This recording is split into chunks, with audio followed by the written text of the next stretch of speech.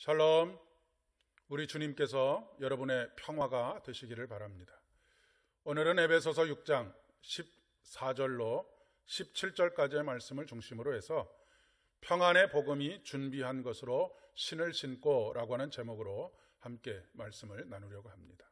오늘 우리에게 주시는 하나님의 말씀은 에베소서 6장 14절로 17절의 말씀입니다. 그런즉 서서 진리로 너희 허리띠를 띠고 의의 호심경을 붙이고 평안의 복음이 준비한 것으로 신을 신고 모든 것 위에 믿음의 방패를 가지고 이로써 능히 악한 자의 모든 불화살을 소멸하고 구원의 투구와 성령의 검 곧 하나님의 말씀을 가지라. 아멘. 우리 몸의 기관 중에서 가장 고생을 하면서도 가장 천대를 받는 기관이 발이 아닌가 싶습니다. 하루 종일 답답한 신발 안에서 이리 뛰고 저리 뛰고 하지만 더럽다고 하는 선입견 때문인지는 몰라도 우리는 발을 그렇게 소중하게 생각하지 않습니다. 하지만 발 건강이 그 어떤 기관의 건강보다도 중요한 것을 여러 사람들이 이야기합니다. 우리의 삶에 대해서도 그러하지 않는가 싶습니다. 기초가 중요하다는 것은 모든 사람들이 다 잘 알지요. 그리고 우리가 어디에 어떻게 서 있느냐 하는 것도 중요하다라고 하는 것을 모두가 다 알고 있습니다. 그러나 그 기초가 보이지 않는다라고 하는 것 때문에 우리는 그 중요함을 간과할 때가 많이 있습니다. 그러나 기초가 잘못되면 모든 것이 어그러지게 되어져 있습니다. 사도 바울은 하나님의 전신갑주의 군장 중에 세 번째로 평안의 복음이 준비한 신을 신고라고 말씀하십니다. 본문에서 준비한이라고 하는 단어는 예비 혹은 준비가 아닌 견고한 기초라고 번역하는 것이 옳은 것 같습니다. 훨씬 더 좋은 번역이라고 이야기할 수 있겠습니다. 견고한 기초를 위한 평안은 우리가 우리의 삶이 온전하게 서기 위한 발판이라고 이야기할 수가 있겠습니다. 그 기초는 중간에 막힌 담을 허물어뜨리신 예수 그리스도께서 우리에게 전하시는 평안입니다. 이 평안이 없으면 우리는 늘 존재론적으로 뿐만 아니라 모든 삶의 상황에서 불안과 걱정과 두려움에 시달리게 되어져 있습니다. 불안은 우리로 하여금 대적에 대한 두려움과 공포를 가져다 줍니다. 불안은 올바른 판단을 불가능하게 만듭니다. 대적에 대해서 과소평가하거나 과대평가하기도 하고 우리 자신에 대해서도 마찬가지입니다.